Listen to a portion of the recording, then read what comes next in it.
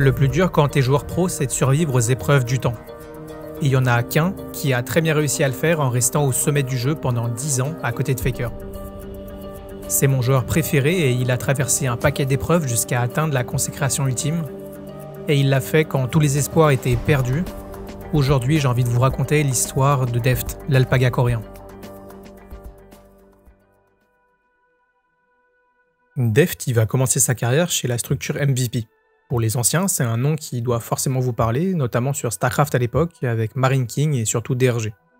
Des noms qui, perso, me font encore rêver aujourd'hui, et c'est bien dans cette équipe de légende que le projet MVP Blue commence sur LoL en 2013. Avec lui, on trouve aussi EasyOon à la place de mid laner, qui doit affronter un autre rookie qui fait ses débuts. C'est évidemment Faker, il est au début de sa légende avec son premier move sur le Kha'Zix d'ambition. Whoa, Ambition! What? Faker just executes Ambition in that mid lane. Deft, lui, doit affronter son équipe sœur MVP Ozone contre Imp et Mata. Le fonctionnement de l'époque était un peu différent, le règlement flou et les structures pouvaient avoir deux équipes au plus haut niveau si elles en avaient le moyen.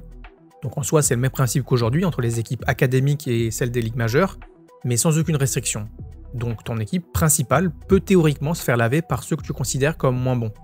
Le but de ce système, c'est avant tout de détecter des joueurs qui ont du potentiel et de les faire évoluer directement au plus haut niveau pour qu'ils soient prêts à prendre la relève tout de suite. Et on va pas se mentir, avoir deux équipes au sommet, c'est un excellent moyen de pousser la compétition entre tes propres joueurs. Donc Deft, il joue son premier match contre l'équipe qu'il connaît le plus et qu'il le connaît aussi. Parce que ça fait déjà un moment en fait qu'il s'entraîne contre Ozone et une rivalité s'installe chez MVP pour les joueurs qui jouent poste pour poste. En tant qu'ADC, c'est logiquement Imp qui est dans le viseur de Deft, mais pour ses débuts, ils font match nul. À l'époque, on pouvait faire match nul parce que c'était un format de BO2, mais c'est surtout dans le match qui suit qu'il va rencontrer Faker pour la première fois. SKT va écraser Blue 2-0, mais c'est surtout le début d'une série de rencontres de légende qui commence. Deft va littéralement rencontrer tous les joueurs auxquels tu peux penser qui ont marqué l'histoire. Rien que dans sa première année, on peut déjà citer Ambition, Mad Life, Smeb, Insec, Ryu, Score ou Kakao.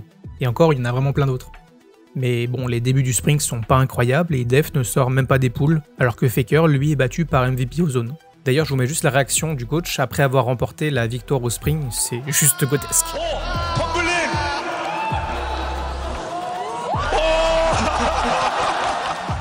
En réalité, on a Deft et EasyOon qui sont clairement meilleurs chez Blue. Mais toute la lumière reste sur Ozone qui ont gagné le split, et c'est difficile de briller pour ceux qui sont restés dans l'ombre des vainqueurs et qui ont une position de partenaire d'entraînement plus que de réels prétendants au titre.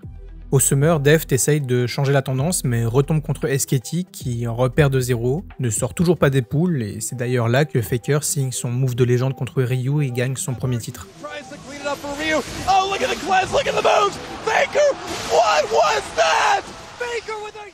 Bon, un club avec une renommée comme celle d'MVP est forcément surveillé par de gros investisseurs qui veulent eux aussi une place dans le jeu qui commence à s'imposer comme étant le nouveau visage de l'e-sport en Corée. C'est le chaebol Samsung, le monstre de l'économie du pays, qui reprend les rênes des deux équipes. MVP Blue devient Samsung Galaxy Blue et pendant le mercato, ils perdent au mid EasyOon qui passe chez l'ennemi SKT. Ça laisse une place pour celui qui va devenir un pilier et surtout un ami pour Deft, on va parler de Pawn. Pawn à ce moment, c'est un joueur moyen qui est dans le paysage coréen sans faire trop de vagues. Mais Samsung place de gros espoirs sur ce jeune pour compléter le style de jeu de Dade, son homologue chez Ozone. D'ailleurs, Ozone devient White, qui reste l'équipe principale même chez Samsung. Et ça, Deft, il compte bien tout donner pour renverser l'ordre établi. Après tout, Faker a bien réussi à faire passer sa line-up comme étant la véritable équipe de T1. Mais pour le moment, White reste supérieur et participe aux Worlds 2013. D'ailleurs, ces Worlds, on va en parler un petit peu, les phases de groupe sont très chaotiques et ne ressemblent à rien à ce qu'ils peuvent produire en Corée. Pour le coup, c'est une surprise parce que c'est l'Europe qui les massacre, d'abord avec Fnatic et ensuite Gambit qui les élimine lors d'un tie-break décisif. White laisse alors la voie royale à Faker pour remporter son premier titre de champion du monde, et pendant ce temps, Deft regarde ça depuis chez lui, qui n'a qu'un seul objectif en tête, prouver que lui aussi peut devenir un vrai champion. D'ailleurs, fun fact, c'est à ce moment que Riot lance une initiative pour immortaliser la grande finale des Worlds avec une vidéo. On découlera un an plus tard avec Warrior la tradition d'avoir un hymne chaque année d'ailleurs. Mais là on parle de la première vidéo. C'était pas une musique mais une animation avec l'ensemble des joueurs qui se battent pour le titre. Ils ont fait appel au studio Omir qui a aussi fait le trailer de Bard au passage, mais surtout, juste avant la diffusion, ils reçoivent un appel de Riot en mode les gars, est-ce qu'on peut faire juste un petit changement, c'est pas grand chose. Parce que le rachat de MVP par Samsung était vraiment pas prévu et surtout c'est fait 2 semaines avant la phase de groupe. Du coup, le studio répond logiquement c'est mort, et on voit bien Imp avec le blason de MVP et pas celui de Samsung. Ils ont laissé ça comme ça parce que bon, de toute façon, ils ont pas passé les poules et c'est pas très important quoi. Bref, Deft reprend le Winter Split avec 3 égalités, pas de victoire mais toujours pas de défaite non plus, ce qui est suffisant pour aller jusqu'en playoff. Évidemment, les champions du monde en titre Treschetti les attendent, résultat 3-0 pour Faker qui dessine doucement un pattern pour Samsung. Mais White est toujours en lice et c'est à leur tour qu'ils s'inclinent 3-0. Et ça passe mal chez Samsung. Les deux équipes sont ridiculisées par T1 et par le prodige de la mid lane. Le coaching staff se doit de réagir et ils prennent une décision risquée. Ils vont échanger les deux mid laners de leurs équipes.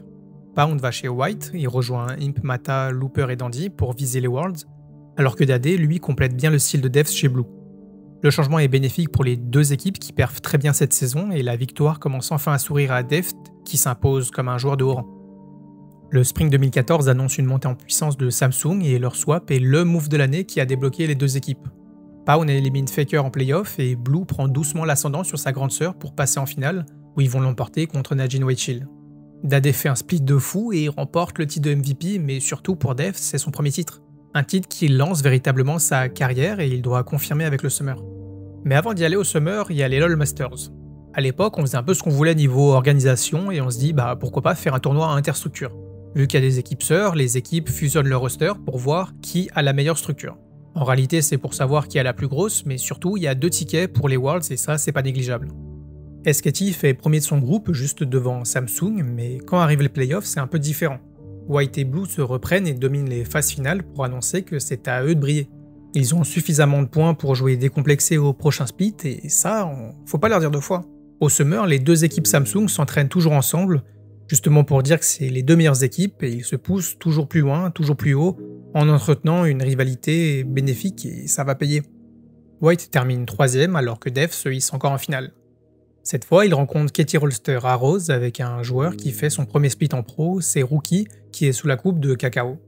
Dans la lignée des grands joueurs que rencontre Deft, Rookie, c'est pas le clodo du coin quoi. Et pendant sa première année, il est déjà considéré comme le Faker Junior. En Europe, on a souvent entendu le Baby Faker pour Caps, et c'est bien Rookie qui est l'originel derrière ce titre. Bref, c'est un BO très serré qui va en Game 5, se terminant par une victoire Katie, et un tel split et une telle performance contre Deft par Rookie justement lui ouvre les portes de la LPL pour la saison prochaine. Mais bon, ça on y reviendra.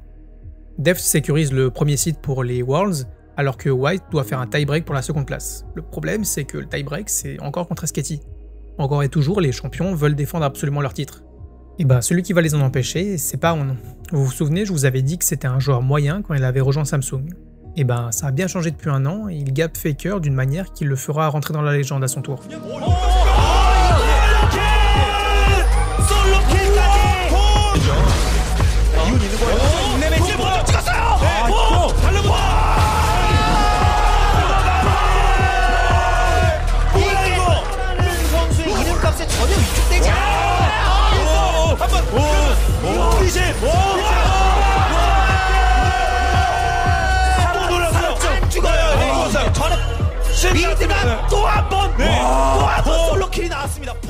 Il gagne le titre de Godslayer pour avoir solo kill 3 fois Faker dans le même BO, et je pense qu'il est le seul à l'avoir fait même 10 ans après, en s'élevant ainsi comme un nouveau roi, et White gagne d'un 3-0 bien sévère en privant Faker de Worlds.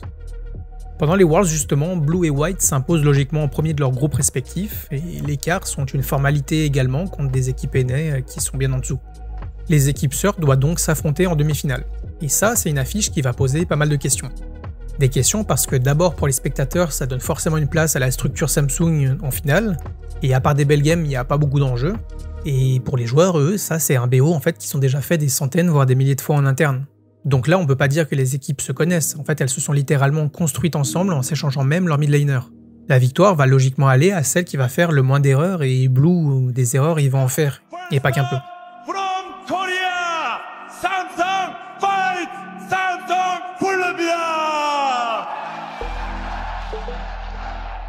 White est clairement au-dessus et le patch sur lequel se jouent les Worlds joue clairement en leur faveur, avec une formule qui va même faire leur renommée. On a le Rengar de Dandy, le Twitch de Imp et le fils de Pound, alors c'est un 3-0 bien sévère pour Deft dans le BO le plus one-sided de l'histoire des Worlds. Bon, vous savez normalement qui a remporté la finale grâce au skin des vainqueurs, c'est Samsung White, et on va faire une petite digression sur leur signification. On comprend le Twitch pour Imp, le Rengar pour Dandy et le Thresh pour Mata, mais là ok, c'est des pics signatures, il n'y a aucun doute, c'est validé. Mais en fait, pourquoi il y a un Singed au milieu de tout ça? Bah en fait, Looper c'est le plus grand joueur de Singed du monde. Voilà, c'est dit, et même 10 ans après, avec seulement 15 games au total, c'est toujours le premier encore aujourd'hui. Et aussi parce qu'il était connu pour ce pic et que c'est le premier champion avec lequel il a commencé sa carrière aux Worlds. Mais celui que je veux vraiment voir, c'est le skin de Pound. Il a choisi Talon, et c'est son skin qui a le plus de sens. D'abord, grâce à ses solo kills, il symbolise sa domination sur Faker, et ensuite il montre aussi sa manière de jouer autour des assassins et du roaming qui lui ont permis de devenir le meilleur mid laner au monde. Mais il y a un dernier détail que peu de gens connaissent et qui est le plus important. C'est la veste que porte Talon. Cette veste-là, c'est pas celle de Talon et c'est pas celle de Pound, c'est celle de Dade, qui vient de se faire laver par son pote en demi-finale et il lui donne sa veste de général qui ne lâche absolument jamais. Faut bien comprendre que ça, c'est le symbole qui fait que tout le monde reconnaît Dade sur scène et c'est sa signature. Il adore sa veste, il la quitte jamais, et là, en l'occurrence, il va la donner à son ultime rival, mais aussi à son ami, comme un flambeau qu'il doit maintenant porter les espoirs de Samsung Blue jusqu'au titre. Bref, avoir deux équipes de la même structure en demi-finale des Worlds, ça fait prendre conscience à Riot que ce format n'est pas vraiment une bonne idée et qu'il faut faire des changements. Si Deft et ses coéquipiers n'avaient pas autant perf au point de créer les deux meilleures équipes du monde dans la même structure, il n'y aurait pas eu tous ces changements, ou du moins pas encore. Il y a donc des modifications de règlement et les équipes sœurs disparaissent, White et Blue fusionnent pour créer un seul roster sous la bannière de Samsung Galaxy. Le problème pour Deft, c'est que cette fusion elle implique deux choses. D'abord, c'est qu'il y a 2 fois moins de place dans la même structure pour le même nombre de joueurs. Et vu que White sont champions, c'est logique qu'il ne soit pas le choix numéro 1 pour rester. Et ensuite, il prend conscience qu'il a le potentiel pour être dans une équipe du top mondial et pour ça, il lui faut un nouvel environnement qui lui donnera sa chance. On va pas se mentir, la défaite en demi-finale contre ses coéquipiers est une énorme désillusion pour Deft qui en a pris un sérieux coup. À tout juste 17 ans, il cherche une équipe qui le poussera à devenir meilleur et surtout à la recherche d'expérience. Il a beaucoup appris chez Blue, mais là, c'était avant tout une équipe B composée de jeunes talents. Bon, ok, c'était des très bons jeunes talents, certes, mais maintenant il lui faut des joueurs compétents pour être encadré. Et il va faire un choix risqué, quitter la Corée pour s'exiler en LPL chez Edward Gaming. En réalité, tous les joueurs de Samsung, sans exception, sont partis en Chine, aussi bien chez Blue que chez White d'ailleurs, alors même qu'ils viennent de remporter les Worlds. Les Chinois investissent massivement pour importer les top joueurs de LCK, et c'est chez EDG que Deft voit un projet prometteur. On connaît aujourd'hui la réputation de EDG et elle est plus approuvée, mais au moment où Deft les rejoint, c'est une équipe qui vient à peine de connaître sa première année en compétitif. Et surtout, c'est pas n'importe qui en est la tête, c'est Clearlove. Pour ceux qui ne connaissent pas le monument qu'est Clearlove, c'est juste un monstre qui incarne EDG à lui seul. Quand on pense à T1, on pense à Faker, et ben là c'est un peu la même chose avec EDG et avec Clearlove. Il commence sa carrière chez World Elite avec une autre légende d'ailleurs, je la glisse pour les anciens qui regardent, je parle évidemment de Misaya. Bon ok là ça commence à dater, mais tenez-vous bien, c'est en fait le créateur de ce move avec le bait du Zonia et l'ultime de Twisted Fate. C'est moins connu évidemment qu'une Insec, mais surtout un des premiers moves de l'histoire du jeu rattaché à un nom d'un joueur. Un peu à l'image après d'une Empire qui viendra ensuite. Bref, Clearlove a dédié sa carrière à la structure en créant l'équipe, et d'ailleurs il est toujours là-bas en tant que head coach aujourd'hui. Le club lui doit sa réputation qu'il a mis 10 ans à construire, et je vous donne juste une dernière info pour bien comprendre l'aura du mec, et le pourquoi Deft se laisse convaincre de le rejoindre. Depuis 2018, la LPL donne un certificat d'athlète aux joueurs pour intégrer la compétition. C'est un cadre légal qui sécurise tout le monde et comble un vide juridique. En gros, c'est une bonne chose, et pour attribuer justement ces certificats aux joueurs qui sont déjà en place, la LPL donne le numéro 1 à Clearlove. Voilà, c'est juste le joueur originel chinois par excellence. EDG est une structure en devenir, mais ils en sont pas encore là. Et Deft, c'est le pari fait par la structure pour surmonter leur défaite aux Worlds de cette année. 2015 marque la création d'un nouveau visage pour EDG, et ils cherchent un nouvel AD qui pourra prendre ses responsabilités. À ce moment, il y en a vraiment 3 qui se détachent du lot. D'abord, on a Imp en tant que grand vainqueur des Worlds, mais il est déjà récupéré par LGD. Ensuite, on a Uzi, qui est la star chinoise en AD et il est signé chez OMG. Donc naturellement, on va regarder ceux qui ont les meilleurs stats aux Worlds, et on y voit Deft premier et de loin. Dans une méta où les ADC sont la principale menace, il faut à EDG le meilleur et Deft est un choix évident. Il fait quasiment la moitié des dégâts de son équipe et survole la concurrence. Il signe un contrat de 2 ans, mais à une condition. L'offre n'est possible que si Pound prend la place de mid-laner, et ça tombe bien pour EDG parce que Pound c'est justement le champion du monde en titre. Donc un mois après l'arrivée de Deft, Pound annonce son transfert et rejoint son ami de toujours, pour être une nouvelle fois réunis, et cette fois pas dans la même structure, mais bien dans la même équipe. Pour compléter la line-up, on y trouve Korowan en top lane, qui est le protégé de Clearlove, et en support on intègre Mouse. Par contre, la synergie Mouse-Deft c'est une catastrophe. Les résultats sont pas au rendez-vous, et dès la 2e semaine il est remplacé par Meiko, un autre support qui est surtout un leader in-game. Et pour Deft, ça va être son guide pour élever son niveau de jeu. Meiko est un support très stratège avec de très bonnes mécaniques qui réussit à faire briller son ADC comme personne. Et il sera d'ailleurs immortalisé dans une vidéo des Worlds après son sacre quelques années plus tard, également avec EDG. Edward Gaming avec Deft, avec Porn et LGD avec Imp, donc le duel des anciens frères. Voilà, là on a la line-up qui donne à Deft un environnement idéal pour atteindre ses objectifs, et les résultats se font pas attendre. C'est une autoroute de victoire pour EDG qui arrive au sommet de la LPL et comme un signe de revanche, Deft fait 2 pentas dont un en finale de playoff contre LGD qui a recruté son ancien coéquipier et rival, Imp. C'est purgé. Imp qui est vivant. Deft qui flash Deft méga agressivement.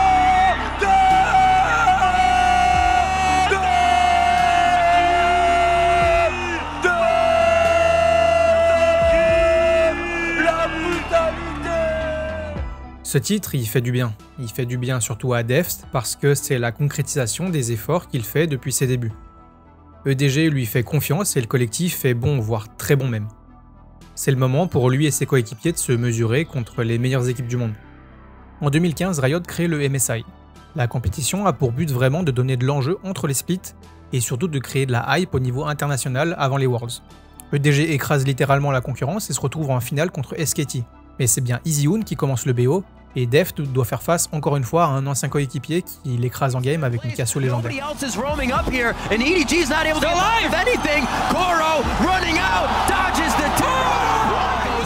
There's no focus from the AP carry in the mid now, and they are going to start wearing down on the tanks. Clear Love falls, Meiko has already gone down, Koro is not long for this world. Game 2, c'est un early asiatique comme on aime, de la bagarre dès le niveau 1, qui va en faveur de EDG avec 3 kills. Et là, la game est facilement pliée par Pawn et Deft déroule, c'est 1-1. Excited that Deft is looking for here. If that happens, it's going to be very bad. There's one passive for him. He's going for more. EasyHoon could go down now to Pawn. He has to go and look for. And as they turn around, they get hit in the back of the head by Pawn. That's going to be... Game 3, c'est pas beau à voir. EDG donne vraiment une leçon à T1 qui finit par se rendre. Et ouais, c'est une époque où on avait le droit de FF en finale du MSI. Ça fait 2-1 pour EDG. Game 4, balle de match pour Deft. Et là, les vacances sont terminées. EasyHoon out, Faker in. La game est équilibrée, mais Kassadin open, j'ai envie de vous dire. Et là, Faker, il pose un classique, ça devient impossible de jouer 2-2. Faker starts to pick up kills, goes in Zanya's. That's actually going to be a kill over to Bang, and they won't finalize Meiko out. Minimum when minion waves on the way in. It's not going to matter. They're going to pull it off. We're going to Game 5. Pour la Game 5, EDG en fait avait préparé avant le BO un plan contre Faker. Il lui laisse volontiers là, le blanc open et le piège se referme au fur et à mesure que la game avance. Ça devient impossible de jouer pour SKT et Deft remporte enfin son premier titre international. Bangy's now trying to retreat. Faker gets hit very low, but in a safe spot there for the 50-50. Baron going very low at 1500. It is going to go over to Clear Love. PL's Edward Gaming are the 2015 Mid-Season Invitational Champions. Et là, vous vous dites deux choses. D'abord que Riot abuse des confettis et que ça y est, c'est enfin lancé pour lui. Deft est champion de LPL, champion du MSI et il reste les Worlds pour valider l'année et asseoir sa position au sommet du monde. Du coup, EDG reprend le Summer confiant et regagne la LPL derrière, et Deft joue alors 44 games par split. Faut bien se rendre compte que c'est beaucoup et qu'il est dans une équipe où il y a derrière lui un tas de jeunes prodiges prêts à prendre sa place. Et ça, au moindre signe de faiblesse, mais il reste au top de sa forme, régulier, en jouant des pics méta et il est irréprochable. Quand on voit même Faker qui partage la mid lane avec EasyHoon chez T1, c'est un coup de force pour lui qui vise les Worlds. Par contre, il y en a un qui chute en termes de niveau, c'est Koro1 en top lane. Et pour rien arranger, Pawn connaît lui aussi des problèmes de santé cette fois depuis plusieurs semaines. Plus précisément des problèmes de dos qui l'empêchent de s'entraîner correctement et même parfois de jouer complètement. C'est sous la douleur quand même qu'il se présente au final régional et remporte le seed 2 chinois derrière LGD. Les Worlds 2015, c'est le symbole d'une Chine qui s'écroule complètement.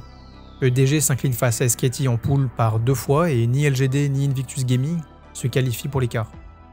La LPL est en crise et EDG est le dernier espoir des fans chinois. Pourtant, pour ceux qui viennent de remporter le MSI, c'est avec un visage méconnaissable qu'ils rencontrent le seed 1 européen en quart.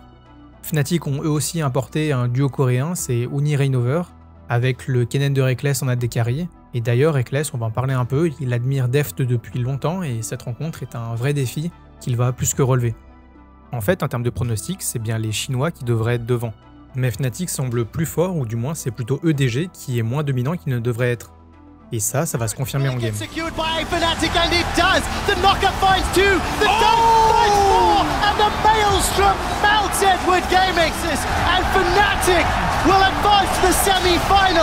The only team to do that 3 times in the World Championships.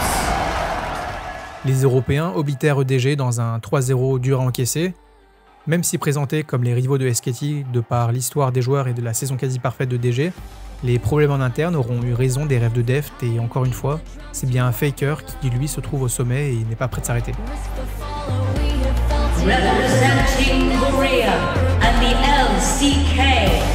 Tigers. SK Telecom T1.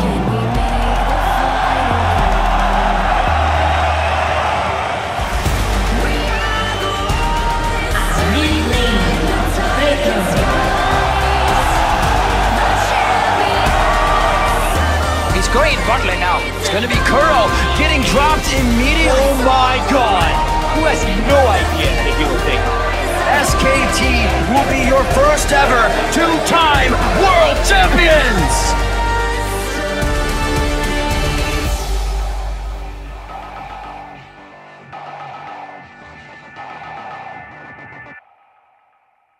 La reprise, elle est dure pour Deft qui veut rester chez EDG. Il a la volonté de garder le même roster et porter cette équipe vers le titre, mais le retour à la réalité fait que 2016 ne commence pas exactement comme 2015. Pendant l'off-season, en fait, Pawn il est contraint de laisser sa place à plusieurs moments, et c'est pas n'importe qui va la prendre cette place. Parce que pour le match de reprise, le mid laner adverse, c'est Dade, l'ancien mid de Deft chez Samsung Blue, et pour lui faire face, EDG va chercher un espoir coréen. Bon, évidemment, à ce moment, il est encore jeune et commence à peine sa carrière, mais c'est bien Scout qui va prendre la relève. Je peux pas encore vous dire que c'est un monstre, mais comme à peu près tous ceux qui croisent la route de Deft, c'est à peu près le cas quoi. Il passe de T1 où il est le remplaçant de Faker à l'un des meilleurs joueurs de LPL. La cohésion de l'équipe est maintenue grâce au leading game de Meiko, mais les changements incessants en mid, selon l'état de santé de Pawn, sont difficiles à gérer. Et Deft fait ce qu'il sait faire de mieux. Ils font quand même une excellente année, deuxième au Spring où Koro1 d'ailleurs se fait bench pour laisser la place à Mouse en top lane. Vous savez le mec avec qui ça allait pas en support avec Deft au départ? Et bah il a encore le swap pour s'adapter aux besoins de l'équipe et EDG fait premier au Summer avec un 16-0 pour donner un nouvel espoir aux fans chinois d'enfin terminer le règne coréen. Vous commencez à le sentir venir maintenant, dès qu'on parle de Worlds, l'équipe de Deft est toujours présentée comme un prétendant au titre, et a raison.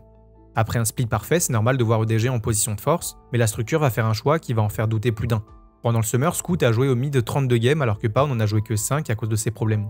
Pourtant, celui qui est aligné dans le 5 majeur, c'est celui qui a déjà déjoué Faker par le passé, c'est Pawn. EDG préfère faire confiance à l'expérience qu'à un jeune joueur qui peut craquer sous la pression dans les phases finales. Théoriquement, devrait arriver c'est dans le top 3 des favoris. Dans le top 3 des favoris de ces Worlds. Kerlov est au top de sa forme. Pound revient et remplace Scout. S'il a remplacé Scout, vu le niveau de Scout, c'est extrêmement positif. Et Deft et Meiko, c'est la meilleure duo lane du monde actuellement. Donc, Mais avant ça, il y a le tirage des groupes et EDG est vraiment béni. Je sais pas comment le dire autrement, mais ils ont un boulevard devant eux avec AHQ pour Taïwan, H2K pour l'Europe et INTZ pour le Brésil, contre qui d'ailleurs ils vont jouer leur première game. Et ils vont se faire exploser leur topside. Je sais pas comment le dire autrement, mais c'était peut-être un manque de respect ou une simple contre-perf, honnêtement c'est difficile à dire. En tout cas, c'est la première fois qu'une région mineure gagne contre un seed 1 de LPL, et c'est du jamais vu et ça va pas s'arrêter là. Getting suppressed. He's gone down, but Mouse is GA is gonna get popped. Vander a little bit too low in this one. It is just a 1-for-1. The steal away. Yanko secures a absolutely massive Elder Drake, and EDG are evaporating on the spot. It's over. Prochain match contre H2K, ils se font dominer et flippent un Elder volé par Yankos, et ils sont obligés de jouer une nouvelle game en tie-break pour décider de la première place du groupe. Et ça va être la même chose. EDG s'effondre et passe en quart en tant que deuxième seed à la surprise générale. À ce moment de la vidéo, on peut dire que Deft commence à être maudit au vu de l'état de son équipe qui ne s'arrange pas et même qui va empirer. Mouse doit rentrer en Chine à cause d'un décès familial et on retrouve Koro1 qui était déjà pas au sommet de sa forme. Et vous vous doutez que c'est pas une bonne nouvelle quand on sait qu'en quart on tombe sur le seed 1 coréen, les Rockstaggers. Et chez les Rockstaggers, il y a un nouveau protagoniste dans le parcours de Deft, ça va être Smeb. Smeb c'est vraiment quelqu'un. Il est sympa et surtout il est top laner et un très bon top laner. Mais vu que Review en a déjà parlé, je vais pas m'étendre sur le sujet, gardez juste en tête qu'il est fort, charismatique et qu'il faut aimer Smeb. Le BO commence cette fois avec Scout au mid, parce qu'on se rend bien compte que faire rejouer Pound trop tôt c'est une connerie, et il y a un match-up top Koro1 contre Smeb. La dynamique chez EDG est brisée et le duo jungle top des Tigers est impérial. EDG sauve bien une game avec Deft qui donne tout, mais la différence est trop grande, c'est un 3-1 et l'aventure s'arrête en quart. Across on this one, Koro gonna lose his life as well. Rocks Tigers, they are laning better as a team, but the re-engage on Gorilla means nothing because suddenly Peanut is here on the Olaf, a flash forced out of Philip, but he is still chasing on the Deft, who's nearly out of HP. The chase in for Prey, first blood, that's 2 for Peanut, it might be a third, and the re-engage for Koro1. Can he do much of it? Pendant ce temps, Faker remporte son 3e titre de champion du monde et le gap semble se creuser de plus en plus pour atteindre un point de non-retour. Pourtant, cette année-là, EDG avait vraiment un coup à jouer. Il y avait Mouse et Scout qui étaient vraiment très solides, mais le choix du staff et les circonstances ont privé Deft de la consécration ultime. Malgré ses performances individuelles, il n'arrive pas à gagner sur la scène des Worlds et il rentre dans une période de doute et Deft prend la décision de quitter EDG pour rentrer en Corée. Ou d'ailleurs il déclare vouloir s'affranchir des problèmes de communication qu'il peut y avoir dans une équipe chinoise et il sent que la LCK est l'endroit qu'il lui faut pour devenir la meilleure version de lui-même. Pound part également à cause de ses nombreux problèmes de santé et laisse la place de titulaire à Scout qui va faire 6 ans d'ailleurs chez EDG et remporter les Worlds en 2021 avec le titre de MVP. À la recherche d'une équipe plus stable, Deft signe chez KT Rolster qui se reconstruit autour de leur Jungle Score, qui est un pur produit KT formé et entraîné par la structure jusqu'à atteindre le top 3 LCK l'année dernière. Le staff compte bien faire un mercato à la hauteur de leur ambition et le retour en Corée d'un AD carry d'un tel calibre ne passe pas inaperçu. Ensuite, on vient chercher Smeb qui vient s'incliner en demi-finale contre T1 juste après avoir marché sur Deft. Et comme la structure des Rocks Tigers coule doucement, c'est un choix de qualité pour la top lane KT. En mid lane, est-ce que ça vaut le coup de garder la surprise? Il n'y a qu'un seul mid laner qui peut aller dans l'équipe de Deft, c'est son pote de toujours, le bon Pound. Bon, là vous commencez à vous poser des questions et c'est normal, je l'ai présenté comme le rival de Faker, puis comme le mec qui entraîne Deft dans la défaite à cause de ses problèmes de santé. Mais encore en 2017, c'est un joueur de classe mondiale, et même ok s'il a des problèmes, quand tu veux gagner, tu fais des sacrifices et Pound il est prêt à en faire. C'est un joueur qui est hyper respecté et son défi chez KT sera avant tout un défi contre lui-même. Pour compléter le roster, il faut le rôle de support. Le dernier et le plus important pour Deft, c'est celui qui aura le plus d'expérience pour le guider, c'est la légende Mata. Les deux se connaissent très bien depuis l'époque Samsung et Mata sort d'une très bonne saison avec RNG où il formait une bot lane avec Uzi. Winner du Spring et du Summer en LPL, c'est clairement ce qu'il faut à Deft pour son retour en Corée. Quand on voit la line-up, on est obligé de la qualifier de super team. Une super team qui impose le respect avec les noms qui la composent et le palmarès. KT réussit à créer un groupe où règne une très bonne ambiance et on sent la synergie entre les joueurs qui cliquent bien ensemble et ils sont clairement à la hauteur de leur réputation. En s'imposant comme une team top LCK, mais malgré les sourires, KT se place 3ème au Spring avec un 12-6 assez timide, en tout cas pour le standing de l'équipe. Le truc en fait, c'est que t'es obligé d'aimer cette team, parce que quand tu vois Smeb qui fait le clown, on sent des joueurs qui sont bien dans leur structure. On a déjà vu par le passé des line-up où l'ambiance en interne était plus qu'un frein aux performances in-game, et là on voit plutôt un collectif qui travaille dur et surtout qui sont heureux de jouer ensemble. Et ça fait vraiment plaisir à voir.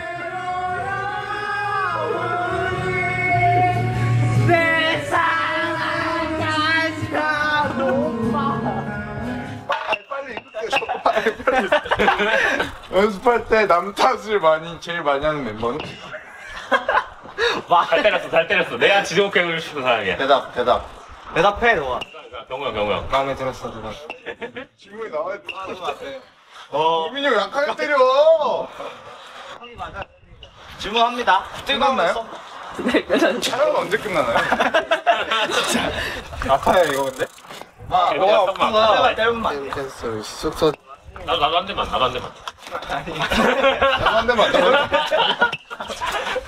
C'est suffisant pour aller en playoff, mais il leur manque quelque chose, ce petit truc qui fait la différence pour atteindre la plus haute marche du podium. Deft enchaîne les BO et ravive la flamme de ce qu'on appelle la Telecom War. Entre KT Rolster et SK Telecom T1, les deux structures sont financées par les deux opérateurs principaux du pays, en concurrence économique mais aussi en concurrence sur LoL. Avec son retour, Deft retrouve son Nemesis de toujours, en saison régulière mais aussi en finale de playoff. T1 écrase littéralement KT dans un 3-0 sec et sans bavure, qui empêche Deft de remporter le titre mais surtout d'accéder au MSI. MSI qu'il a remporté 2 ans plus tôt avec EDG, et comme un symbole, c'est Faker qui remportera cette édition et KT va regarder T1 soulever un titre de plus. L'équipe se prépare pour le Summer où ils fixent des problèmes de communication entre autres avec un convaincant 14-4 et une deuxième place. On le sait tous, s'imposer en Corée, c'est s'imposer contre T1. C'est inévitable quand on arrive dans la dernière ligne droite pour le titre de LCK. Mais cette fois, le BO il tourne en la faveur de KT. Pour la première game, le duo bot lane est au-dessus. Un stomp en 30 minutes, Deft 6-0 avec sa Kalista, il n'y a rien à dire. Deuxième game, il y a un outdraft massif de KT, la game est encore pliée en 30 minutes. Et là, on aperçoit la qualification aux Worlds, mais comme un mauvais souvenir qui revient hanter Deft, T1 renverse la vapeur avec un permaban Kalista et un focus spécial sur ses pics. Ils ont un plan pour le contrer et font un reverse sweep avec un faker sur un triple corki mid qui laisse un goût amer à Deft qui doit baisser la tête devant un nouvel échec. Mais c'est pas fini. Il reste à KT une dernière chance d'avoir un ticket pour les Worlds avec les finales régionales. Bon, les finales régionales, c'est vraiment le dernier des derniers moyens d'avoir un ticket aux Worlds. Et vous allez le voir, Deft, c'est un peu un abonné de ce format. Il affronte une équipe que Deft, Pawn et Mata connaissent bien, c'est Samsung Galaxy, son ancienne structure.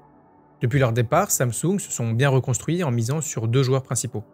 D'abord un jeune joueur qui joue aussi à des carries et qui doit tenir tête à Deft. C'est le jeune rouleur. Et pour apporter de l'expérience, ils font confiance à Ambition. Ambition, c'est le mec qu'on a vu au tout début qui a lancé la carrière de Faker et qui a décidé de passer de mid à jungle car il se sentait plus capable de rivaliser avec les jeunes talents.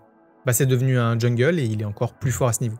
On assiste à une réplique du Spring avec un 3-0 décevant en faveur de Samsung et d'Ambition qui rentre dans la zone tellement il est dominant. 2017 est le symbole de son année et si vous aimez les musiques des Worlds, vous connaissez forcément Rise qui retrace le parcours et Deft regarde une fois de plus celui qui l'a éliminé remporter la consécration ultime. Le schéma se répète encore et toujours et ça c'est difficile. Une saison décevante pour cette super team et surtout une énième déception pour Deft. Il est toujours si proche du but mais il reste l'éternel second qui sert uniquement à faire briller les autres. On est tous d'accord pour dire que Deft est l'un des meilleurs AD carry du monde, voire peut-être même de tous les temps. Il est respecté, stable, influent, enfin il est bon quoi. Alors pourquoi est-ce qu'il n'arrive pas à gagner? En écrivant cette vidéo, j'ai surtout l'impression qu'il est celui qui aide à faire grandir la légende des autres. Parce que pour créer la légende de Faker, il lui faut des adversaires. Des adversaires dignes de ce nom et Deft est clairement un client désigné pour créer un affrontement qui marque les esprits. Il n'existe aucune vraie légende du jeu qui n'a pas eu Deft sur sa route. C'est le gardien d'un parcours exceptionnel tout en sachant qu'il ne sera jamais celui qui passera la porte de la victoire. Les années passent et se ressemblent pour Deft qui commence 2018 avec le choix de garder le même roster, ce qui est vraiment rare en e-sport, il faut quand même le souligner. Parce que même quand une équipe gagne les Worlds, on sait d'avance que l'année dernière, l'équipe éclate et ne peut même pas défendre son titre correctement. Si les performances sont mitigées, le pari est de garder une dynamique de groupe qui donnera à KT un avantage sur les autres équipes qui, eux, vont faire des changements pendant le mercato. Toujours considéré comme une super team en LCK, il y a quand même 1 ou 2 changements. Même si le niveau de Pawn est toujours excellent, ses conditions physiques vous les connaissez maintenant, elle entraîne doucement l'équipe vers le bas et pour réagir, la structure intègre obligatoirement le remplaçant Yukal qui est mid laner chez l'équipe KT Academy. C'est le changement parfait pour rebattre les cartes et pourtant il fait son entrée à la moitié du split alors que Pawn s'en sort très bien. KT est 2e au classement derrière Kingzone Dragon X. Il termine le split 3e en 13-5. Et c'est pas suffisant pour aller au Messai, mais Riot introduit un nouveau tournoi en 2017, les Rift Rivals. C'est vraiment le tournoi qui va faire du bien à Deft pour regagner la confiance qu'il a perdue depuis quelques temps. Le format est assez particulier, en fait c'est plusieurs régions qui s'affrontent avec le top 4 des équipes qui la composent. C'est pour déterminer qui a la région la plus forte, donc c'est la LCK contre la LPL contre la LMS. LMS qui est la ligue taïwanaise. La Chine gagne en finale contre les Coréens en 3-2, mais KT va remporter ses 4 matchs avec la manière et surtout contre une équipe qui monte en puissance, Invictus Gaming. Une équipe qui est très surveillée pour ses capacités à prétendre au titre des Worlds et surtout pour les joueurs qui la composent, avec The Shy, Rookie et Jackie Love. Bref, KT est en bonne forme et Yukal fait du bien à l'équipe qui regagne une certaine stabilité. Il termine premier du Summer et tombe sur une équipe de jeunes talents qui représente la nouvelle génération de LCK. C'est l'équipe Griffin avec un mid laner, le jeune Chovy, qui fait son premier split et arrive déjà au sommet. Après un BO qui ira jusqu'en Game 5, Deft l'emporte pour représenter le seed 1 coréen et c'est enfin son retour dans la plus belle des compétitions avec une équipe capable d'aller chercher le titre.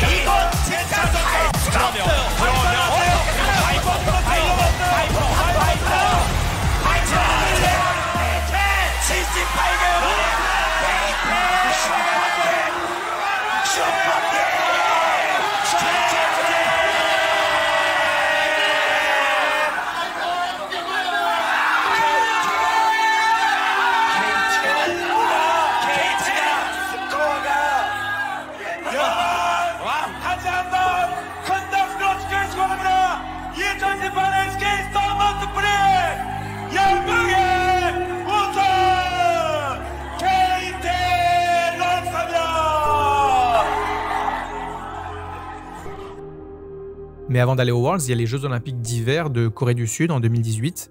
Et vu qu'en Corée, l'e-sport est régulé par une fédération, la KESPA envoie en fait des représentants pour porter la torche olympique. Pour symboliser l'e-sport qui est très présent dans le pays, on ne demande pas à T1 ou Faker, mais bien à tous les joueurs de Katie Rolster de porter la flamme. Deft étant au sommet de la LCK, à ce moment, c'est bien lui qui est le visage de l'e-sport devant des millions de gens. Bon, c'est bien sympa comme reconnaissance, mais il faut surtout se préparer pour les Worlds et Katie sont dans les favoris. Mais on va pas créer un faux suspense, c'est Invictus Gaming qui gagne en 2018. Vous savez, les Chinois contre qui Deft a gagné au Rift Rivals, bah c'est eux les grands vainqueurs. Je vous avoue que c'est les Worlds les plus décevants que j'ai jamais vus. Il y a tellement d'incohérences que j'ai du mal à trouver par où commencer, tellement il y en a. Bah tiens, on va commencer par l'ouverture des groupes. Là, on voit Gen.G qui amène la coupe sur scène pour la remettre en jeu. Mais Gen.G, ils ont jamais gagné les Worlds. En fait, c'est la line-up Samsung qui a entièrement été rachetée par la structure, et donc c'est sous un nouveau maillot qu'ils vont défendre leur titre. Gen.G ne passe pas les groupes, et c'est pas de justesse, il n'y a pas eu de tie-break ou quoi. Ils font bon dernier avec une victoire pour 5 défaites. C'est la pire performance au Worlds pour une équipe de LCK et surtout la première à n'avoir jamais passé les poules. Ensuite, on a l'arbre des playoffs avec du même côté Katie Rolster, RNG, Invictus Gaming et on a G2. Mais c'est pas le G2 d'aujourd'hui, Là, ils arrivent des tréfonds des play-in et ils ont rien à faire là. Fnatic fait la run du siècle avec Caps qui se transforme en celui qui va guider l'Europe, mais surtout ils réussissent à prendre un tie-break contre le seed 1 du groupe, contre Invictus Gaming. Du coup, ils se retrouvent en tant que seed 2 contre Katie Rolster en quart de finale. Katie se fait dominer 2-0, mais on est dans un BO où le match-up top, c'est Smeb contre The Shy. Donc c'est Irelia contre Fiora, une game explosive qui donne une fin de game qui restera encore dans les annales aujourd'hui. Toujours plus de points de vie, très bonne case du côté de Yukal, Mata est quasiment tombé, Yukal est en difficulté également, attention le combo Deft qui prend le kill, Deft qui enchaîne, le gamin qui prend. Smeb est tombé, Smeb n'a plus d'ange gardien, The Shy est en train de push le Nexus, ça va se jouer à rien, Smeb qui va TP pour essayer de terminer, c'est terminé, c'est terminé.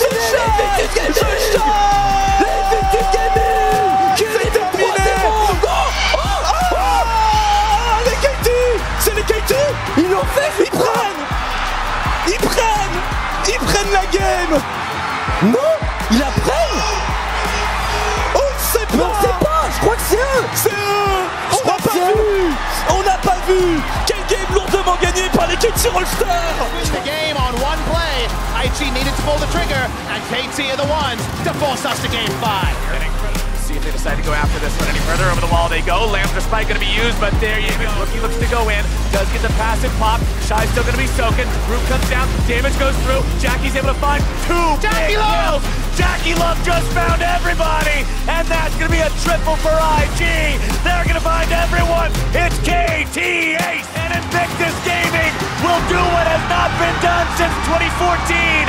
They will eliminate the Korean first seed, and they will move on to the semifinals. J'insiste, mais Fnatic a créé l'anomalie qui a fait de ces Worlds les pires que j'ai vus en donnant une finale avant l'heure. Et qui a créé un très bon BO, ça y a pas de souci.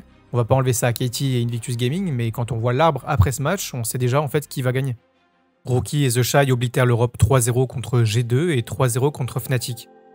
Ils se font défoncer et je me souviens très bien derrière mon écran, j'étais dégoûté de voir un tel niveau en finale. Et la performance d'avoir une équipe européenne aussi loin est éclipsée par la leçon qu'on se prend. Chaque année, c'est la même histoire.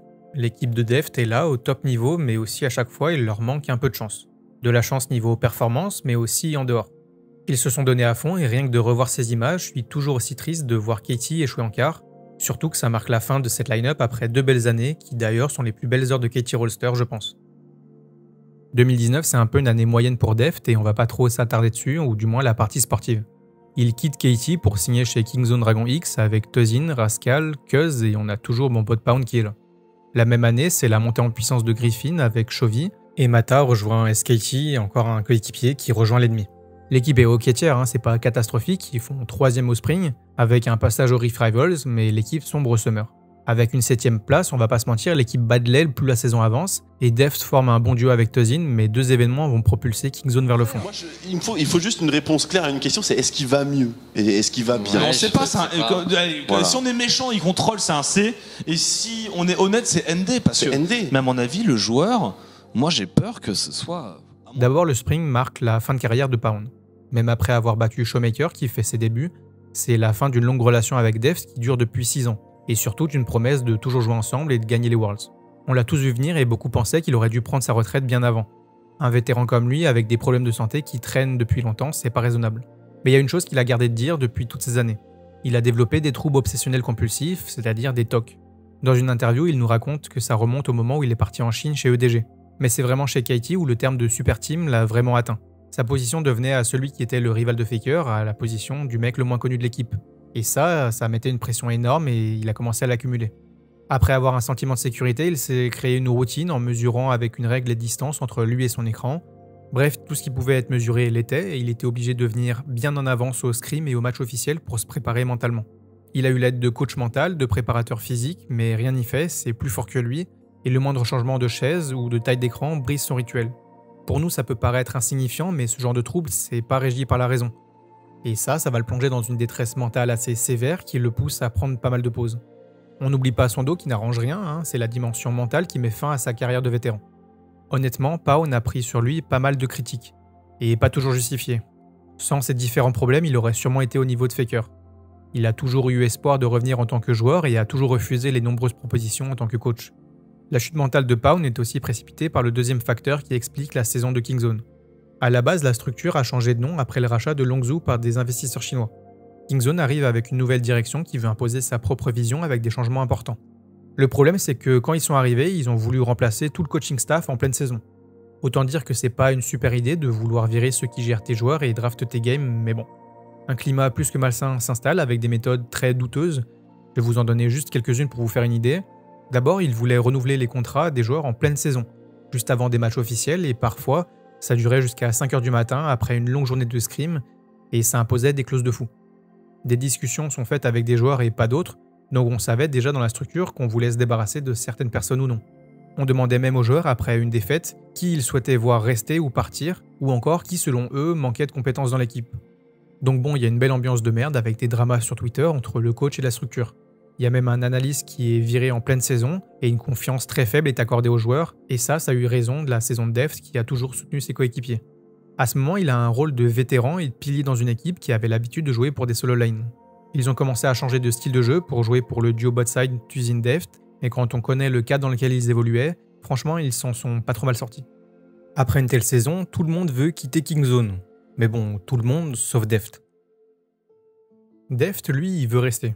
Ou du moins, on le convainc de rester. Parce qu'en fait, les problèmes de sponsors se règlent loin du public et il y a un rebranding de la structure qui est annoncé sous une renaissance et la bannière de DRX. La structure recrute un coach qui fait pas mal de bruit en ce moment, c'est CVMAX. C'était le coach des Griffins, vous vous souvenez, là où il y avait Chovy. Et CVMAX, il les a fait passer de la 2e division coréenne aux Worlds en l'espace de 2 ans. Bon, il y a eu pas mal de drama autour de ce coach où il est licencié et il trouve refuge chez DRX. Mais bon, pourquoi je vous parle de lui en fait, c'est parce qu'à l'époque, il a une réputation d'être un très bon coach, mais aussi d'un coach très dur. Et lui, il va former une nouvelle équipe. Deft, lui, il veut surtout oublier l'année qui vient de passer, et la raison de pourquoi il est resté chez DRX, c'est Kiria. On le connaît tous maintenant, Kiria, champion du monde en titre avec T1, un des meilleurs, voire le meilleur support au monde, mais ses débuts en fait se sont faits dans la Team Academy de Kingzone. Et Deft, lui, il avait bien repéré le jeune rookie en Div 2. Donc quand l'équipe se forme en 2020, c'est sa seule demande. Je joue avec Kiria ou je quitte la structure. Ils font également monter Piosik, qui est aussi dans l'équipe académique, un espoir de la jungle, et vu que le coach arrive donc de Griffin, il apporte avec lui Doran en top lane, et évidemment Chovy. Sur le papier, c'est encore des prétendants au titre, mais ça on a l'habitude avec les équipes de Deft. Chaque année avant le début de la saison, il y a un tournoi qui sert à toutes les équipes pour tester leur nouvelle line-up. C'est la Case Pack Up. Et du coup, cette Case Pack Up, elle se passe bien mieux pour DRX. La position de Deft dans l'équipe est clairement celle du vétéran qui guide les 4 rookies de l'équipe, et même si c'est pas parfait, ils sont dans le top de la LCK. On sent une harmonie, il y a une bien meilleure ambiance, mais surtout c'est le début d'une belle histoire pour la botlane qui se crée doucement. Deft prend son rôle de vétéran et de grand frère très à cœur pour Kiria. Il le prend vraiment sous son aile et franchement avoir Deft comme mentor, c'est pas dégueu quand même. Mais est-ce que je vous avais dit quand même que le coach était sévère?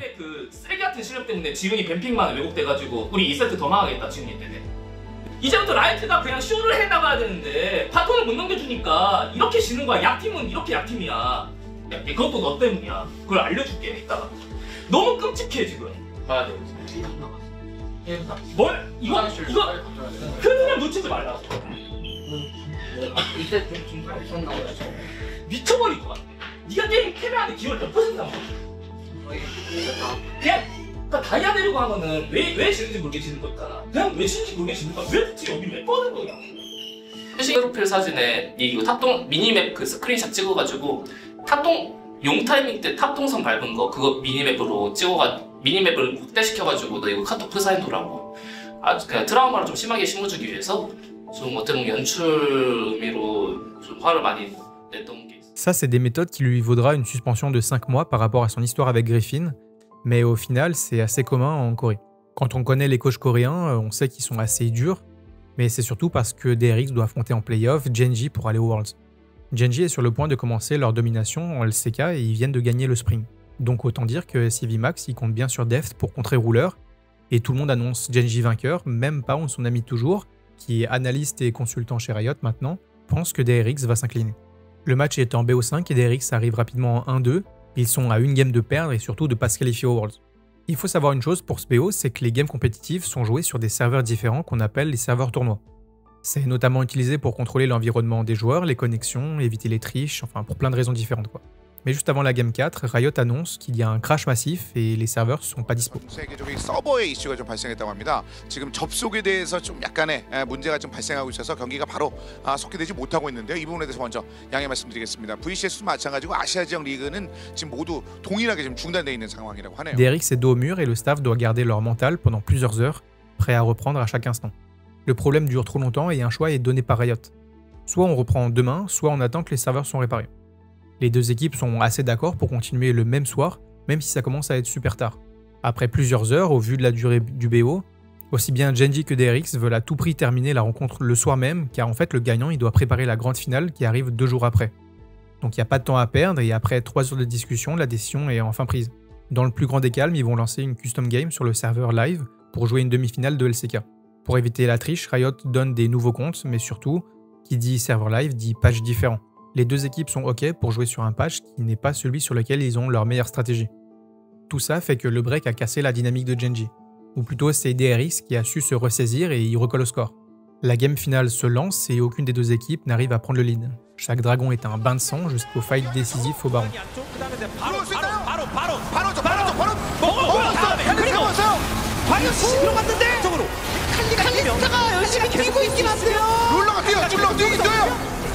여기서 뒤로 뛰어요. 그런데 다시 한번 뛰죠 마스카를. DRX가 다시 달라붙고. 근데 DRX가 넥서스가 이렇게 방해를 합니다.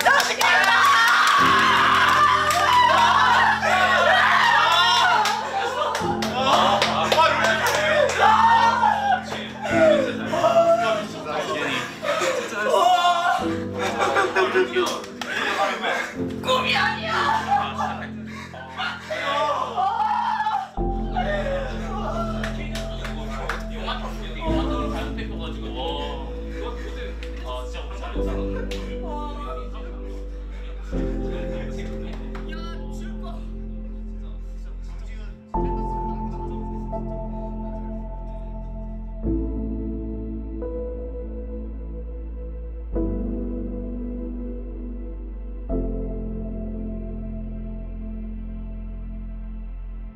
Après 8 heures de BO quand même, DRX s'impose dans la douleur et les joueurs craquent.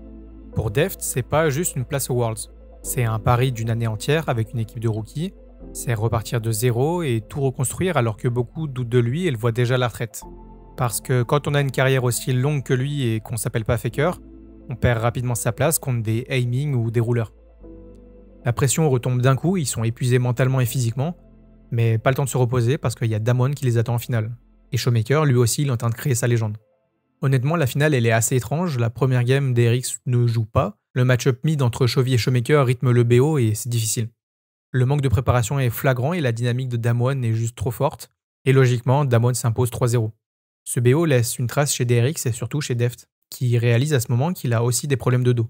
Comme son ami Pound qui a dû arrêter sa carrière à cause de ça, c'est après un séjour aux urgences qu'il prend conscience que ces douleurs sont le résultat d'une hernie discale développée à force de s'entraîner tous les jours. Une potentielle retraite germe dans l'esprit de tout le monde, surtout quand DRX retrouve Damwon en quart de finale des Worlds. Quelques semaines plus tard, c'est une copie conforme de ce qu'on a vu. Un 3-0 et un nouvel échec pour Deft. Mais cette fois, c'est pas un échec que pour lui. Il avait un statut différent dans cette équipe, le rôle de leader, de grand frère, qu'il a même atteint physiquement. Pour ça, il a travaillé encore plus dans l'ombre au quotidien, mais c'est l'image de l'ADC superstar qui s'écroule. 고생 진짜 많았어. 진짜 내가 누구보다도 그건 잘 아니까 감독님도 그렇고 코치님도 그렇고 고생 좀 많았고 그냥 한마디만 미안해. 내가 그러니까 우리가 목표한 게 되게 높았는데 중턱에서 이렇게 된 게 나도 아쉽고 미안합니다.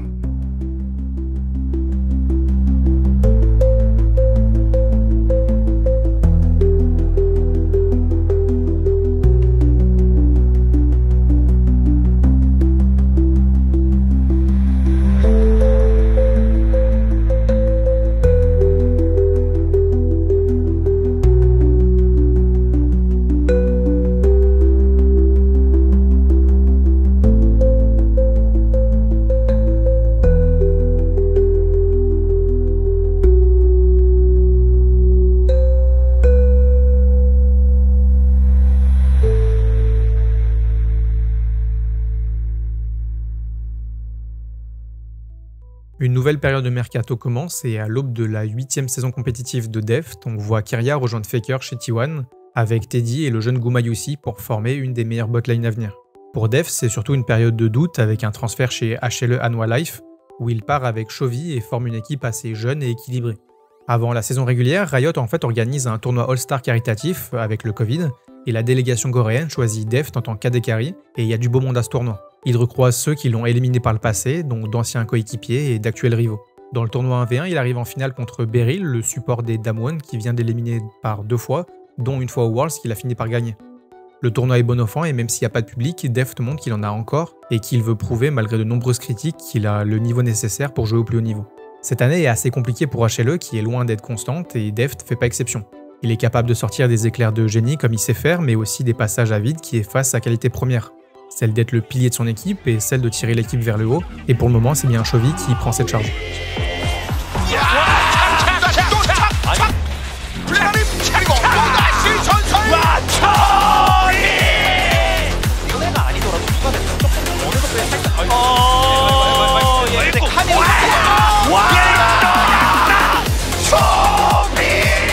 But so does Dub. The Lee Sin also going to fall down as Chovy still trying to fight this one out. Dub in trouble, the 5-point strike's good. That's the triple, that's the quadra. Hop's going to be the pentakill and Chovy, we said that to kill the Akali. C'est bien lui qui porte Hanwha Life toute la saison et après une 3e place honorable au Spring, le Summer est catastrophique. Ils chutent en fin de saison et font 8e et remontent par miracle le Regional Qualifier pour avoir une place aux Worlds en tant que site 4 coréen. Je vous avais dit que Deft était abonné au Regional Qualifier et ça c'est pas pour rien, c'est là où il va avoir la majorité de ses qualifications aux Worlds. C'est la saison la plus chaotique niveau performance et niveau résultat. Deft arrive doucement vers un âge où il n'a plus beaucoup de temps pour construire une équipe capable de réaliser son rêve, gagner les Worlds. Mais la principale raison de fin de carrière en Corée, c'est avant tout le service militaire. C'est une obligation pour tous les hommes entre 18 et 28 ans, donc quand t'es joueur pro, tu le repousses le plus longtemps possible tout en sachant qu'il y a une limite. Même si dans la majorité du temps, c'est le niveau de jeu qui met un terme à la carrière des joueurs, car des jeunes joueurs arrivent en permanence pour prendre la place de ceux qui peuvent plus réaliser, et celle de Deft, elle n'est pas prête de s'arrêter. On n'a que des légendes comme lui et Faker qui sont réellement concernés par cette limite des 28 ans. Espérer faire son service militaire et revenir au plus haut niveau est très improbable quand on voit les dizaines, voire les centaines de joueurs qui attendent dans les équipes académiques des plus grosses structures, et eux, ils veulent juste une chance de montrer ce qu'ils peuvent faire. Et perdre une année à l'armée, c'est vraiment impensable pour les autres. Et pensez pas qu'on peut échapper à son devoir en Corée du Sud, vraiment tout le monde est concerné. Il n'y a aucune dérogation, tôt ou tard tu dois le faire et surtout pour ceux qui sont médiatisés. Les stars de K-pop ou les joueurs e-sport en fait sont utilisés par le gouvernement pour montrer l'exemple comme un outil médiatique. Bref, c'est une épée de Damoclès qui plane au-dessus de tous les joueurs et une qualification au Worlds c'est le minimum. Le sauvetage miraculeux en fin de saison n'annonce pas de bon pour HLE et pour le coup c'est la première fois où ils sont pas favoris. C'est la première fois où Deft arrive sans cette aura de domination et pour la première fois c'est un outsider. Il arrive quand même jusqu'en quart de finale contre T1 dans un match fratricide entre Deft et Kiria, et là c'est aussi un no match. 3 games avec 3 stomps qui interrogent sur l'état de forme du premier et seul joueur qui est allé 5 fois aux Worlds avec 5 équipes différentes. On voit un Deft irrégulier qui fait des erreurs depuis quelques temps et il n'est plus à la hauteur de sa réputation. HLE ne peut pas garder cette équipe en l'état et sont dans un mercato très compliqué. Premièrement parce que Chovy est trop bon et qu'il est signé chez Genji, et deuxièmement parce que Deft retourne chez DRX à la recherche de gloire. Pour son retour, il retrouve Pyosik qui entre-temps est devenu la figure de DRX, Kingen qu'il connaît également très bien parce qu'il était le sub de Smeb quand il était chez KT Rolster, Beryl qui est champion du monde avec Damwon et qui a éliminé Deft, Et pour finir, Zeka, qui est un jeune joueur et monte doucement en puissance. L'année commence mal pourtant pour DRX qui entament leur saison avec Gen.G et T1, ce qui est un début de saison pas très sympa, et les problèmes de d'autres devs sont pas totalement guéris et la pression de cette année est différente. On a évoqué rapidement le sujet du service militaire qui le repousse encore et encore, mais là c'est officiel. Deft arrête sa carrière s'il ne performe pas cette année.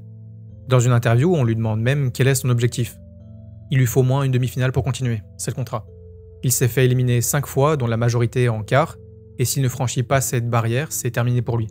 À quoi bon jouer si c'est pour échouer encore et encore au même endroit chaque année? Et ça, ces déclarations, elles va le suivre. Il propose une saison moyenne, mais c'est surtout que cette année, il y a 2 équipes qui sont imprenables. T1 fait 18-0 au Spring, et DRX se ressaisissent en fin de split, mais ensuite c'est Gen.G qui fait un Summer en 17-1. Autant dire que Deft est littéralement dos au mur. Il arrache une 6ème place à la limite pour avoir assez de points pour faire le Regional Qualifier. C'est la dernière porte d'entrée et son dernier ticket pour les Worlds. À partir de maintenant, sa carrière se joue à chaque BO. À chaque BO, il a comme enjeu une fin de carrière possible. La première étape se joue contre une ancienne de ses équipes, KT Rolster, avec son ancien top laner de l'époque de Samsung Blue, Akorn. Maintenant, il est coach et il prépare les drafts contre Deft, parce qu'il sait que dans ces moments-là, c'est là où il est le plus fort. Un match qui ira en 5 games avec au bout la victoire pour DRX. Mais il faut encore un match pour la qualif aux Worlds et c'est contre Sandbox que Deft montre qu'il en veut encore. Dans la douleur une nouvelle fois, il arrache en 5 games une victoire méritée et le mental est au plus haut. Le travail en interne paye et enfin les résultats sont là. Look at Deft, he's trying to get this one, he's over the wall. Everybody is incredibly low on the side of Liv Samba. Pulled off, true shot barrage. No, he's gonna miss the Q. That might just be it for the clutch flash. Deft, can he do it? He's doing it! He's doing it again! That's going to be another kill, but Prince is still alive! And DRX, they are going to Worlds. Deft is going again, Barrel's going again. Juan subs in, the difference maker for this team.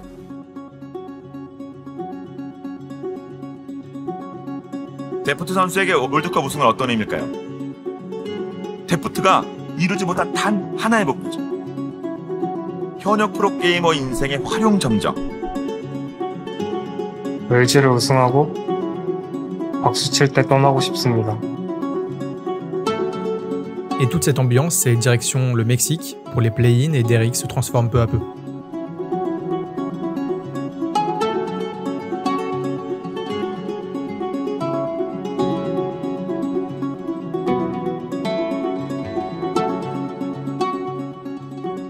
Il y a 2 raisons pour que le public en fait ait les yeux rivés sur cette équipe. La première, c'est qu'ils sont une équipe de momentum. Ça veut dire que quand ils gagnent, ils continuent de gagner, et quand ça perd, ils continuent de perdre. Donc l'élan qu'ils ont depuis le qualifier est un bon signe pour les faire sortir des play-ins. La deuxième raison, c'est que tout le monde parle de la last dance de Deft. Il faut être assez réaliste et les play-ins en général, on s'en fout un peu. Et parmi toutes les affiches, il n'y en a qu'une qui vaut le coup d'être regardée, c'est DRX contre RNG. Normalement, si vous suivez un peu la scène, vous vous demandez qu'est-ce que fout RNG ici? Et vous avez bien raison, parce qu'ils viennent de gagner le MSI et se sont écroulés en fait en LPL juste après. Donc le match d'ouverture pour Deft, c'est un match contre Gala. Zeka qui vient de revenir, Deft qui fait absolument colossal, qui a pu se repositionner, les DRX qui devraient remporter la base des play-in face au RNG. Les DRX s'imposent dans ce premier choc entre la LCK et la LPL. DRX va sortir des play-in premier et invaincu, de quoi surfer encore un peu plus sur cette dynamique. Ils vont entamer les phases de groupe. Jusque-là, c'était un échauffement au mieux et à partir de maintenant, il faut jouer à son plein potentiel. Il tombe dans le groupe C avec GAM, Rogue et Top eSport. L'équipe balaye le 2e seed chinois, mais c'est bien l'Europe avec son premier représentant qui pose problème. Rogue les oblige à jouer dans un tie-break pour la première place du groupe et c'est dans un sursaut d'orgueil qu'ils remettent la LEC à sa place. Zeka qui enchaîne bien évidemment avec une très belle chaîne pour aller chercher cette karma. Kingen qui s'envole, qui a encore un Unjam avec Steak pour aller chercher Comp qui est complètement bloqué. Et c'est donc un ace, un sweep complet de la part des DRX qui du coup prennent cette première place complètement méritée. Ok, on s'est fait démolir. Rogue sera donc seed 2 de ce groupe C et les DRX seed 1. C'est à ce moment précis qu'on voit les premiers signes de faiblesse chez DRX. Leur parcours est impressionnant, mais ils laissent apparaître des moments de doute qui laissent entrevoir qu'ils sont pas encore des prétendants au titre. Et quand on voit des équipes comme JDG, Gen.G et T1, c'est difficile de les imaginer soulever le titre. Pour le coup, c'est un avertissement pour les coachs et le staff, mais doucement, le scénario impossible devient possible. Après on dit possible, ok, mais c'est pas encore probable. Entendu maintenant une team qui a été, vous l'aurez compris, instable, très instable durant la saison régulière, tout particulièrement où ils étaient au fond du trou. Ça peut être chaud, rien que pour les vous les notez comme les NL. Et avec, mais oui. je pense mais que... à skill individuel, ils leur mettent une tornade. Je pense que les top team NA peuvent péter DRX en best of 5, hein, mais je pense très sincèrement. C9, non, ils sont trop gênants. Ils sont beaucoup trop gênants. Mais c'est quoi ça? Si jamais ça arrive en main event, ça passera jamais le main event, hein, DRX. Oui, mais c'est pour ça que tu mets pas on dit ça à chaque fois et genre t'es quasiment tout le temps 4 équipes coréennes en quart, donc... Peu sont ceux qui voient un espoir pour DRX, le parcours est beau mais c'est pas suffisant contre les meilleures équipes. Personne n'oublie qu'on arrive à la barrière infranchissable de Deft, le quart de finale. Vu qu'ils ont gagné le tie-break, ils affrontent un deuxième de groupe. On connaît bien la chance de Deft et c'est pas moins que les champions du monde en titre, EDG, qui s'annoncent. Ils ont conservé la même équipe pour défendre leur titre, et parmi ces joueurs, Deft en retrouve deux qu'il connaît très bien. Souvenez-vous du seul titre international qu'il a remporté, c'était justement avec cette même équipe EDG, et donc contre lui, on a maintenant Scout, pilier de la mid lane en Chine, et Meiko, la légende des supports de LPL. Game 1, le BO commence très fort et les deux équipes tentent des outplays mécaniques dans tous les sens. On arrive vite au point de non-retour avec l'âme du dragon, qui donne un avantage à EDG, et Kingen tente le split, mais c'est pas suffisant, ça fait 1-0 pour EDG. Game 2, il y a un changement de draft pour retrouver les fondamentaux, la recette est plutôt simple. Kingen a un carry top, Zeka sur un assassin et Deft sur son champion fétiche, Ezreal. La game est entre leurs mains avec 10k gold d'avance, mais la game s'enlise dans un vrai zoo, il n'y a pas d'autre mot. Et comme j'en ai rarement vu en pro play, les ops ne savent même plus où regarder tellement il y a de l'action. La compo late game de DG s'active et Viper fait le move sur Deft qui débloque la situation. DRX a plus les armes pour fight et alors Deft prend ses responsabilités.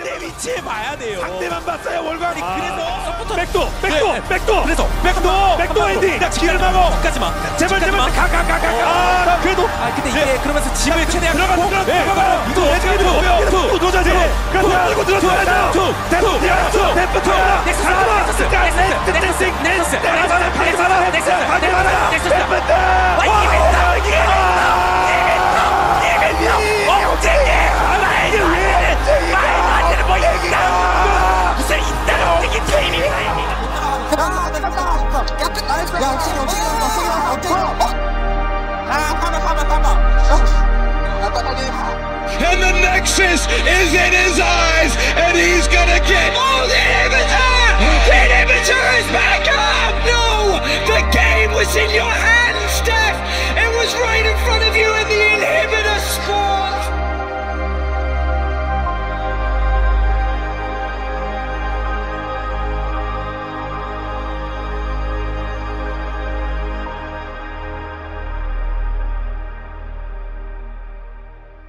Honnêtement, c'est terrible, Deft est à une game de la fin de carrière et il revoit la dernière action en boucle pour se convaincre qu'il a fait ce qu'il fallait faire. Mais au final, on trouve l'erreur. Une petite auto. C'est une petite auto sur un sbire qui a donné la seconde de trop à l'inhibiteur pour respawn. On sait qu'on est meilleur côté DRX, on sait qu'on peut les battre et surtout, on reste sur notre plan de jeu. Kingen sur Atrox, Piosik sur Kindred et Sylas sur Zeka. Que des pics de confort avec la mission de jouer décomplexé. Et décomplexé, la game 3, il n'y a qu'un seul moyen de win, c'est le reverse sweep. Ça flippe beaucoup et beaucoup trop. Beaucoup trop pour une équipe qui est menée 2-0 et ça joue à limite jusqu'à ce que Zeka clutch avec son Sylas. La game est tactique jusqu'à prendre une explosion mécanique des 10 joueurs et là c'est 2-1.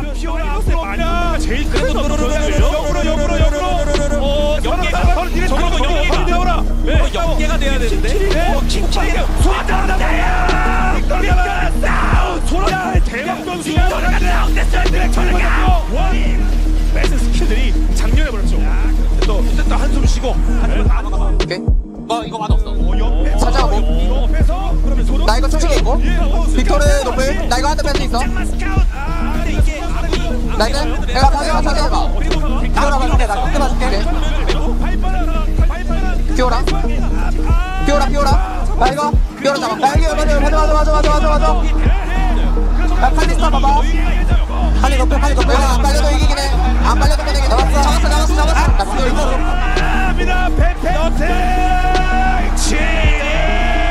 Alors peut-être parce que la game 4 c'est un bain de sang dans la lignée du BO. Chaque action est à décortiquer tellement il y a à dire, mais DRX recolle au score et Deft a bien l'intention de briser la malédiction, ça fait 2-2. Est-ce que je vous ai parlé du Sylas de Zeka? C'est parce que c'est un festival, il nous sort une game de fou et il gap Scout, Et là, le miracle continue. 재밌게 즐겁게 그냥 당 이기면 이기는 거고 지면 지는 거야, 오케이? 왜 저만 보고 말해요? 오케이, 손을 탱크를 걸었잖아. 오케이. 아래로 위로 어디로 가? 위로. 3, 2, 1. 예! 화이팅! 오, 왼쪽이요. 저 사람이 왔는데.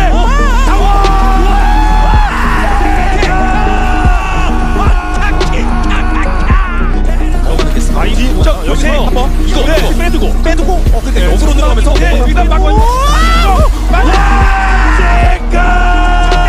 또 물리쳤다. 원번 다이. 선생 세주가 이렇게 죽어요. 위험하고 제카가 하나다.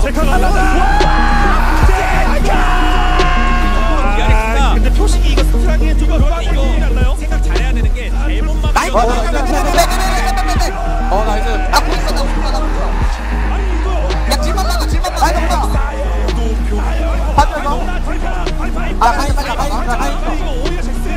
앞에 잡았고.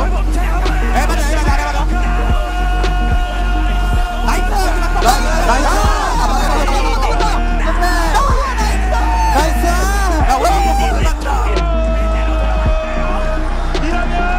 어디까지 갔겠습니까? 레프리 지금 이미지 닥터가 있는데 나도 오케이 대답을 못하고 있어요. 우리 쉽게 가는 판이 없네. 괜찮아 이런 게도 좋아. 야 선발전부터 이게 뭐야? 되게 재밌네. 재밌긴 하다 올해 진짜 재밌다. 와 롤 너무 재밌어. 해들고 젠지. 가자. 아틀란티라고. Je vous avoue que les casteurs coréens sont de loin les meilleurs pour me donner des frissons tellement le BO est fou et DRX l'emporte contre toutes les prédictions. L'émotion de l'équipe, l'émotion du staff et du public, on veut tous voir la Last Dance de Deft accomplir l'impossible. D'ailleurs, il enlace une dernière fois à Meiko avec qui il a partagé beaucoup chez EDG, mais maintenant franchir la barrière des quarts de finale, c'est fait. Le jour de son anniversaire, Deft passe en demi et il craque. Une carrière de 9 ans au sommet de la scène pour retrouver une demi-finale des Worlds, c'est pas arrivé depuis 2013 à l'époque de Samsung Blue. Donc là, ça y est, on est dans le carré final, on est en demi. Mais battre les Chinois, c'est une chose, mais quand on est seed 4 de sa région, on va obligatoirement tomber contre ceux qui nous ont battus toute l'année. À ce moment, on est arrivé avec Genji et Deft recroise encore une fois la route de ses coéquipiers. On a Doran et Chovy. Je sais pas si c'est encore utile de vous dire qui est favori, mais est-ce que c'est pas la position qui nous va le mieux? Tous les joueurs surpassent les pronostics et leur visage n'a rien à voir avec la saison régulière. C'est impossible de comparer le DRX de la saison avec le DRX des Worlds. Deft canalise l'énergie pure des jeunes talents de son équipe et attend un duel mid lane Zeka-Chovy explosif. La première game commence et va pour Genji qui déroule son jeu. Pour le coup, c'est une redite de la saison, le ton est donné et c'est une douche froide pour DRX. La game 2, un early gank qui flop, ralentit le BO et ce move met mal Deft qui peut plus rien faire. Zeka fait un boulot monstre sur Harry et après quelques échanges, on arrive à l'Elder où Piosi clutch un ultime Kindred pour empêcher le Drake de se faire smite par Peanut et c'est gagné. 1-1, le BO est relancé. Ce premier point dans le BO, il est pas anodin. C'est surtout un déclic. C'est la première victoire de l'année contre Genji qui arrive au moment où ils en ont le plus besoin. Et ça va casser l'image d'invincibilité qu'ils avaient. Game 3, je vous avais dit que DRX était confiant et c'est une équipe qui devient de plus en plus dangereuse. C'est la partition impériale, le mec qui prend son exécution. Il a devenu Renata, il se positionne parfaitement. C'est pas grave, attention, il y a un bouquetin qui va partir, bien sûr, il y a un ulti, c'est jeune. Oh, il l'a flashé. Il l'a humilié. Il l'a tout simplement annihilé. Il réinvente le pick horn. Il a ses 2 items. Et il a son flash, bien entendu. Justement, il fait l'ouverture sur Ruler. Ruler est tag. Et il est exécuté quasiment instantanément. Est-ce que Peanut va suivre? Le flashing, double kill pour Zeka. Et on veut le 3ème. Et on est récompensé. Bonne Watch a pu céder le flash et l'ultimate de la part de Beryl pour sauver son top laner, pour gagner du temps, pour que Zeka arrive sur le côté avec la Akali. Que va-t-il faire? Il va tout simplement détruire la backline. Il est nanopixel. Ils ont devant eux 2 balles de match pour accéder à leur première finale du championnat du monde de League of Legends. On est à 2-1 dans le BO et c'est la première fois que DRX en fait mène dans un BO. Le coaching staff doit donc faire 2 choses. D'abord calmer les joueurs qui sont surexcités et ensuite à l'annonce du blue side de Genji, ils vont préparer une nouvelle strat. Là on va juste faire un petit point draft pour voir les forces de DRX. Si on met dans un tableau les pick et ban depuis les qualifiers, on commence à comprendre un peu la recette qui va faire la réussite de DRX justement. Klingen, c'est principalement du carry top, avec du Aatrox, du Kami et des Fiora. Il est aussi très connu sur Ornn, comme on vient de le voir, mais surtout, si Aatrox est open, il va se jeter dessus. En mid lane, Zeka a 3 champions. Azir pour le scaling, mais surtout Akali et Sylas. Toutes les drafts sans exception incluent Sylas, que ce soit en pick ou en ban, par les adversaires ou par DRX. Et franchement, c'est affolant la peur qu'inspire ce pick, et pour le moment, même Chovy refuse le duel. Autant vous dire que si moi je peux le voir avec un simple tableau Excel, les analystes de Gen.G le savent très bien aussi. La draft est lancée et le mind game commence. Il y a un ban de Heimer parce que Beryl c'est le GOAT, ensuite Akali et Aatrox avec un first pick Viego. Et ça, c'est très surprenant. Là, dans 100% des scénarios de Gen.G, c'est un pick Sylas avec une draft construite pour le démolir. Mais DRX, ils vont voir plus loin. Une compo qu'ils n'ont jamais sortie avec un Gragas Galio et un focus spécial sur Ruler. Chovy s'est fait outdraft, le plan est en place et maintenant, faut jouer. Ça flashy, ça cherche Chovy, ça n'a pas touché ici, c'est Zeka qui va se mettre au travail, il n'y a rien, il n'y a pas d'option du côté de Chovy. L'ultimate du Gragas est revenu, l'ultimate de Peanut est bientôt là également. On insiste, on va peut-être reprendre rupture ici, c'est récupérer l'âme est en faveur des DRX et maintenant, il faut que Ruler travaille. Il faut que Ruler travaille, mais Ruler ne peut pas, Ruler doit reculer. L'ultimate réflexion, tentative d'engage le kill game, mais les Gen.G ont craqué. Doran donne tout ce qu'il a, mais il finit par se faire abattre. Ruler tombe également. Oh non, Ruler. Oh, c'était absolument énorme. Il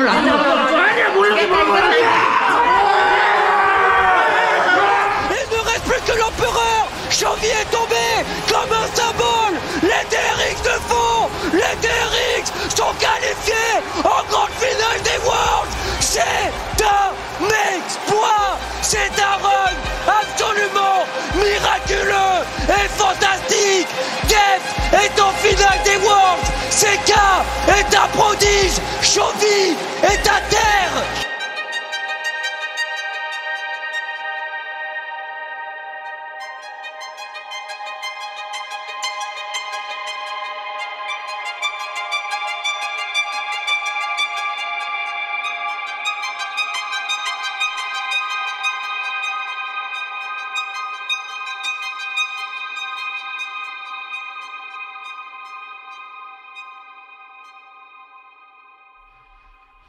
뭐 되게 여러 가지 이유가 있겠지만 제일 큰 이유는 그냥 우승을 하고 나면 좀 편하게 이제 하루라도 좀 게임 생각 안 하고 쉴 수 있을 것 같아서 프로게임 하면서 게임 생각을 하루도 안 해본 적이 없거든요. 그래서 그러면은 게임 생각이 좀 안 나지 않을까 해서 해보고 싶어요. La com autour de cette finale, elle est principalement basée sur le choc entre nos deux légendes, Faker et Deft. Bon, ok, c'est normal parce que c'est les deux légendes de LCK, et oui, ils sont allés dans le même lycée, mais c'est un peu forcé vu qu'ils se sont jamais vraiment parlé. Par contre, ce qui est vrai, c'est qu'ils sont restés au top niveau mondial et qu'ils ont commencé la même année. L'un perf mieux que l'autre, c'est certain, mais je préfère qu'on se concentre sur un autre match dans le match. Ce qui est vraiment intéressant, c'est la relation entre Deft et Kiria qui est devenue très spéciale. Depuis leur année ensemble chez DRX, ils ont développé plus qu'une simple relation de botlaner. C'est une relation de mentor à élève qui s'est transformée en véritable amitié. Même si Kiria est passé chez T1, il continue de soutenir Deft depuis tout ce temps. Pendant le qualifier, il était là dans le public, pendant le match contre Kitty Rolster, et après leur qualification aux Worlds contre Sandbox, il était là aussi, avec l'équipe pour fêter la victoire. D'ailleurs, cette relation, elle passe pas inaperçue chez T1 et plus particulièrement chez Gumayusi. Bah ouais, en même temps, imaginez votre support qui passe plus de temps avec l'AD carry d'une autre équipe, ça fait un peu bizarre. Kiria va régulièrement dormir chez Deft pour s'amuser et discuter du jeu. Alors pour eux, cette finale, elle prend une autre dimension. Time as an organization, bringing new blood and hope to the ultimate field of battle. Give it up for DRX!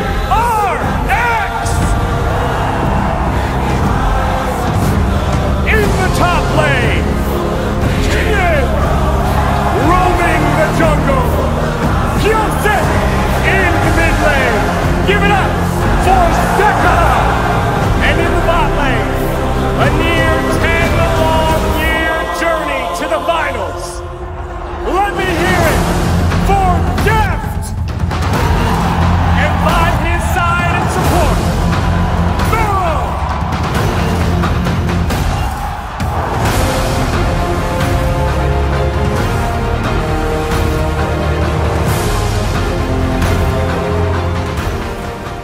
La première game commence et c'est un classique T1.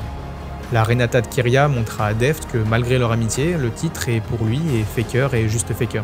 Ça fait 1-0 pour T1, mais il y a deux choses à tirer de la game. 1, il faut ban Renata, parce que 2, T1 va laisser Sylas open. Et à la deuxième draft, comme prévu, Zeka va pick Sylas et Beryl nous montre pourquoi c'est le meilleur support.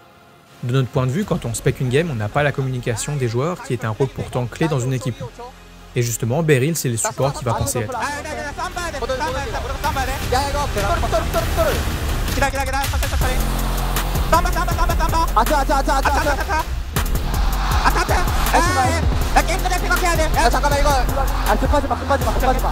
미드 웨이브 지켜봐 이거 지켜야 돼 이거 일단 아니 못해 아니 못 끝내 아니 끝낼 수 있어 근데 이거 라인 클리어 그냥 럭스에다가 아니 그냥 이거 대포 지키면 돼 이거 대포 피 많잖아 이거 라인 살려봐 이거 피 1000이야 피 2000 야 탱해봐 잡아 내가 돼 야 끝내 아 제발 나좀 믿어줘 나이스 잘했어요 건이 형 진짜 나이스 야 이거 너무 유리했는데 우리 너무 못했다 그니까 야 내가 좀 던진 듯? 아니야 이거 내가 한판 잘하자.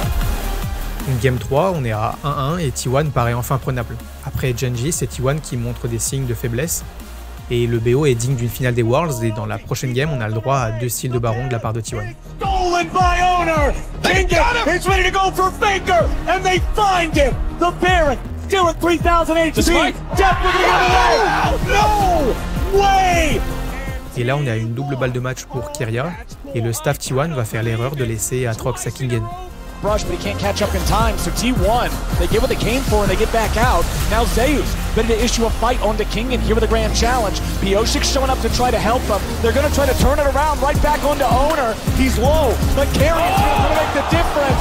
However, 이러면 아트록스가 터지지만 않아요. 진짜 잘못했네요. 잘못했네요. 벽에 몰려서 아니 그 잘못했지 않아요. 뭔가 솔로킬이 필요하긴 한데 이게 필요한 거예요. 먼저 게임 계속 어려우니까 동선에 깔아놨어요. 동선에 깔아놨어요. 이거 또 묶이고. De l'autre côté, il faut reculer pour les Derrick, c'est un Kuba qui fait la différence, mais Kingen, les sweet spots sont monstrueux. Il faut s'en aller maintenant pour les T1. C'est flashé évidemment Kubayushi, seul contre 3 joueurs, il y a Atrox. Le big Atrox a été laissé open à Kingen, il fait la différence. 나이스 야 맞은 거 같은데? 오빠 가야지 오빠 가야지 오빠 들어가자 Ça y est, on arrive, là c'est la dernière game, c'est sûr.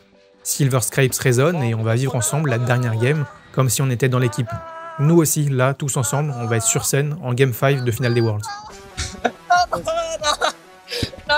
아 이거 빨리 잠에서 깨야 돼 이거 말이 되냐 이거 마지막까지 어차피 이 판 저도 저도는 없다 그러니까 그냥 지든 이기든 지든 이기든 행복했다 이미 지든 이기든 정해져 행복했다 있어 이미 정해져 있어 얘들아 재밌었다 얘들아 야 이미 정해져 있다 우승은 지금부터는 흥분 안 한 쪽이 이긴다 그러니까 우리가 잘하던 거야 이거 픽셀 찝고 얘네 빅토르 바루스든 뚜벅이 2개 지어주자 그냥 오케이 가자 케이틀린 픽한다 아니 바드는 별로야? 가라 상대로 빡대긴 해요 근데 얘네 빅토르 바루스면 할만하지 않아? 어차피 그냥 그러니까 우리 특으로 뭐 먹을 수 있으면 그냥 하는 거죠 그러니까 3회 특 먹고 안 잠깐만 창현아 준비됐어? 잠깐 우리 야! 가자! 야 자신 있냐? 잠깐만 나 인베당하는 가자! 자신 있냐? 자신 있게 해라 근데 우리 보여줘 파이팅! 파이팅 탑! 딴 거 같아 나이스! 야 흥분하지 마 성훈이 나이스 그만하게 다 바로 너무 바로 나 이거 보고 줘 텔볼게 싸움 보자 야 바로 야 봐봐 야 바루스 야 바루스 야 여기 비에고 나 뺄게 비에고 잡아 퀸 노공 비에고 잡았어 가봐 되나? 나 미드 깰게 야 이거 바론인데 바론 갈래? 바론 가자 나와 바론만 야 바론 가자 바론 Et on va essayer là. Alors attention, Kubayushi, la flèche de Kubayushi. 괜찮아 Encore. Mais quel héros! Tous les fans T1 se sont levés. Ils sont debout. 어때? 야 잡았어. 일단 구엔텔대. 빠져. 여기까지 하고. 용일분. 아래 개. 나 살았어. 야 나도 살았어. 야 이거 장로로 할 거 같거든 얘네. 얘네 나 수영거 하나 있어. 수영거 있어. 이거 그냥 가야 되긴 해야지. 아지로 텔 봐줘. 아지로 텔 잡긴 해야 돼 이거. 텔 수영거 쳤어. 여기 테라드. 바로스 노플이고. 바로스 노플이야. 나 이거 바로 장로. 싸움 봐야 돼. 장로 싸움 봐야 돼. 바로스 이거 바로스 노고. 오케이. 야 천천히. 치지 마. 구엔 노고. 아침에 이거 우리 바텀 라인 빌려 있어. 오케이 그럼. 야 나 이거 뒤로 돌게 나. 이거 스마 싸움 봐줘 창현아. 오케이. 야 쳐봐. 야 밀어대. 쳐봐. 이거 피고. 나 쳐봐. 먹어. 야 바텀. 나 이거 탈 찍을게. 기다려봐. 탈 찍어. 야 나 이거 너 괜찮아. 너 잡아줘 제발. 야 이거 잡아줘. 야 미드. 나이스. 미드 정 라인. 그냥 이거 약간 억제기 밀고 빠져. 아니 뒤에 충분하니까 해봐. 오케이. 얘 딜러 없어. 나머지 별로 안 좋아. 못합니다. 너무. 야야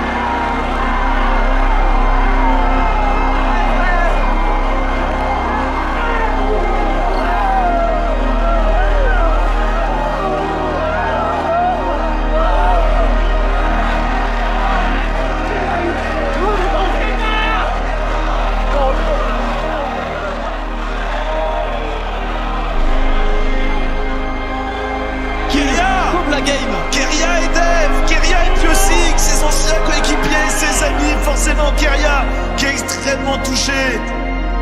They have been doubted, they have been discounted, they have been dismissed, but DRX are your 2022 World Champions!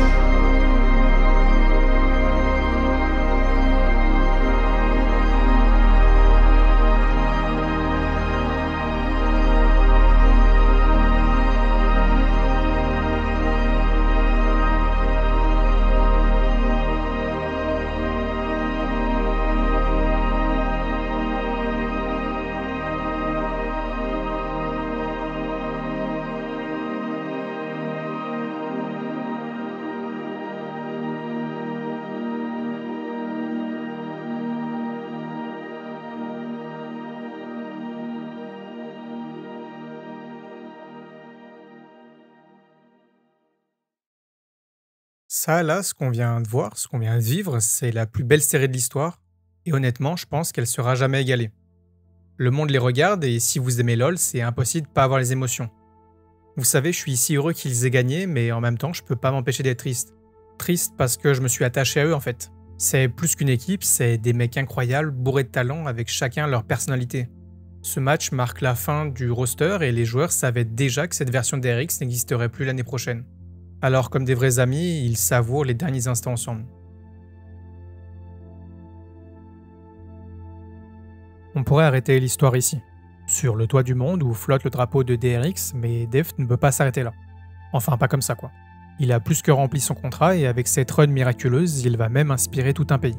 Parce que juste après les Worlds of LoL, on a la Coupe du Monde de foot et la Corée du Sud rencontre le Portugal. Ils vont s'imposer et pas besoin d'être calé en sport pour savoir que c'est une belle perf. Et les joueurs rendent hommage à Deft avec une phrase tirée de l'une de ses interviews. Il rejoint en 2023 D+ Kia avec Showmaker, avec une nouvelle qualification aux Worlds, mais sans grande réussite. C'est surtout le moment qu'il repousse depuis toutes ces années, et on en a déjà parlé, c'est le service militaire qui arrive. Il a bien un espoir de l'éviter, même partiellement, s'il remporte les Asian Games, mais c'est Ruler qui est choisi pour représenter la Corée. Donc en 2024, il joue officiellement sa dernière année. Et bon, honnêtement, il nous l'a fait plusieurs fois le coup de la dernière année, mais quand c'est le gouvernement qui le dit, ben là on n'a plus trop de doutes. Et quoi de mieux pour terminer que de rejouer avec les coéquipiers avec qui t'as partagé les plus beaux moments de ta carrière. C'est donc un retour chez Katie Rolster avec Piosik et Beryl, et ça c'est annoncé dans un trailer d'LCK avec une ref plutôt sympa. En fait, on voit le trio champion du monde qui passe du bleu de DRX vers le rouge de Katie à la conquête de la gloire. Bon, voilà, c'est un petit détail, hein, mais les trailers de l'LCK c'est vraiment les meilleures vidéos. Bref, il arrive en finale du Regional Qualifier, comme d'hab, pour une petite place aux Worlds, et comme l'histoire doit se terminer à un moment, c'est évidemment contre celui, ou plutôt ceux contre qui ça a le plus de sens. Il est contre T1, contre Keria et contre Faker. On est à 2-2 dans le BO et je suis devant mon écran à comprendre peu à peu que la game glisse en faveur de T1. Je regarde la cam de Deft, sachant que c'est la fin. C'est les dernières minutes de sa carrière et ça y est, c'est la fin de la game. L'Alpaga coréen tire sa révérence après avoir fait trembler une dernière fois les champions du monde en titre. Keria met fin à l'histoire de son mentor et Faker se détache du seul joueur qui était à son niveau. Au moment de la sortie de cette vidéo, je découvre la musique des Worlds 2024. Et je peux pas m'empêcher de préférer celle de 2023 qui retrace le parcours de Deft. Gods est clairement ma préférée parce que c'est celle qui me donne le plus d'émotions et surtout c'est celle que je comprends le mieux. D'ailleurs, vous aussi maintenant vous devriez avoir toutes les clés pour comprendre toutes les références. On commence dans le lycée de Deft où il croise pour la première fois la route de Faker. Puis on le voit à ses débuts avec Ezreal, son champion iconique et celui qu'il a le plus joué dans sa carrière. Il est contre un Blue Buff qui symbolise MVP Blue, sa première équipe et surtout les difficultés de sa première saison. Alors qu'il se qualifie pas aux Worlds, Faker lui doit affronter les meilleurs joueurs du monde et il remporte déjà son premier titre. Il a trouvé son rival et une distance se crée malgré ses efforts. C'est d'ailleurs là qu'il est comparé à un Alpaga qu'il gardera toutes ces années. Ensuite, on a la rivalité avec les équipes sœurs chez Samsung, avec Pound, son ami de toujours, qui l'élimine en demi-finale des Worlds dans le match fratricide White contre Blue. Ce match, il va mener à son exil en LPL chez EDG où il va former son duo botlane avec Meiko. Avec lui, il va atteindre le titre de MSI, et c'est après, avec la rencontre avec Reckless, qu'il se fait éliminer au Worlds 2015 avec son Kennen. Après plusieurs années de doutes et d'échecs, on arrive en 2020 avec son premier passage chez DRX. Il est accompagné de Doran contre Damwon avec Canyon et Showmaker. C'est à ce moment d'ailleurs que la promesse de Keria est faite, celle de gagner les Worlds ensemble, mais Damwon est trop fort et les élimine une nouvelle fois en quart de finale. Et là, une plongée dans les abysses avec une période de doute et des critiques qui s'accumulent. Mais il va trouver une équipe prête à l'aider à atteindre son but et pour ça, il remonte des tréfonds des play-in pour atteindre la route de la gloire où il doit affronter tous ses anciens coéquipiers. D'abord Scout et Meiko chez EDG en quart de finale, puis Chovy et Doran avec son Renekton chez Genji qui les ont dominés toute l'année. Et enfin, ça y est, il est au sommet. Là où Keria l'attend pour livrer le match d'une vie, l'affrontement contre une promesse et une amitié, sans oublier Faker avec qui on le compare depuis son statut de rookie jusqu'à celui de vétéran. Et même si leur palmarès n'a rien à voir malgré ses efforts et son talent, DRX s'avance dans un portail de Bard créé par Beryl. Et là, ils vont combattre une dernière fois, ensemble, pour gagner le titre.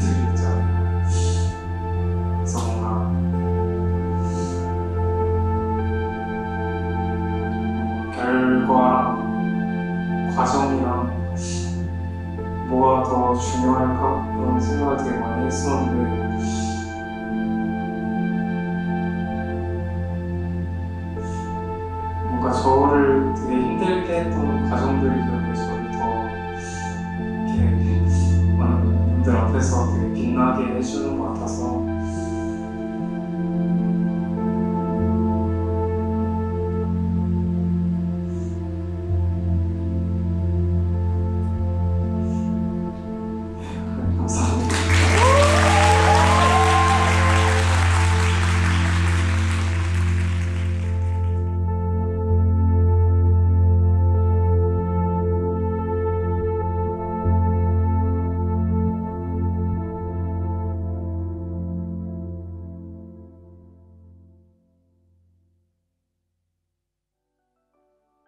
Franchement, merci d'avoir regardé la vidéo jusqu'au bout. Je sais que c'était un peu long et j'ai pas dosé, mais j'espère quand même que c'était agréable à regarder. J'ai beaucoup travaillé quand même pour cette vidéo et elle reflète parfaitement ce que je voulais transmettre pour l'histoire de Deft, qui est un joueur incroyable avec une carrière de fou. Je l'ai jamais vraiment demandé aussi, mais j'aimerais continuer l'aventure avec vous. Et pour ça, j'ai besoin de votre soutien. Si vous pouviez juste commenter et liker la vidéo, ce serait incroyable pour moi et ça m'aiderait beaucoup avec l'algorithme. Et pour le coup, je lis vraiment tous vos commentaires et j'ai rarement vu autant de bienveillance dans cet espace que maintenant en fait. Donc merci encore et à très vite pour la prochaine vidéo. Ciao.